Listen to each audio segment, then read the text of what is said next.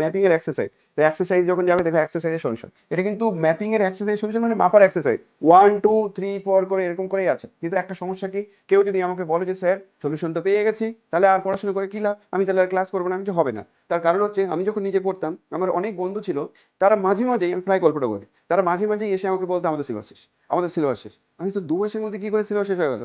তখন ও বলছে যে আমাদের নোট দিয়ে দিয়ে, নোট নাকি জেরক্স করে দিয়েছে, তখন তো আর এইসব ছিল না, পিডিএফ নোট জেরক্স করে দিয়েছে, ওই জন্য সব সিলেবাস শেষ। আমি যে নোট দিয়ে দিলে সিলেবাস যদি শেষ হয়ে যায়, তাহলে আমারও সিলেবাস শেষ, আমি তো মাপার বইটা জেরক্স করে নিয়েছি। তো আমাদের সময় কি হতো না, পরীক্ষা দিয়ে এসে ডিনামিক্স একটা পরীক্ষা ছিল, দিয়ে এসে খুব খারাপ পরীক্ষা হয়েছে, মন্টন খুব খারাপ।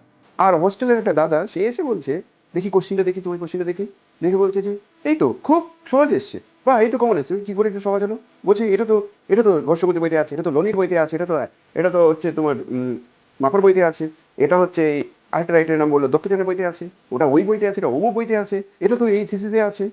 এই সব কথাবার্তা যখন বললো না, তুই হাসবে না কাঁদবে, মানে বইয়ে থাকলেই নাকি সব কমন এসছে, যেটা হয় কোনোদিন, কিন্তু সে এমন করছে, সবাই হোস্টেলের ছেলেপেলেগুলো কান্নাকাটি করছে, এত পরীক্ষা খারাপ হয়েছে, সে এসে বলছে খুব সহজ এসছে, তোমরা পারোনি আলাদা হবে, কিন্তু খুব সহজ এসছে। মানে সত্যি খুব রাগ হয় এইসব সিচুয়েশন। ও অলরেডি পাস করে গেছে, তো তার হয়তো রেজাল্ট খারাপ হয়েছে, সে মনে মনে আনন্দে আছে এই ধরো রেজাল্ট খারাপ হোক, তবেই তো আমি ভালো থাকবো।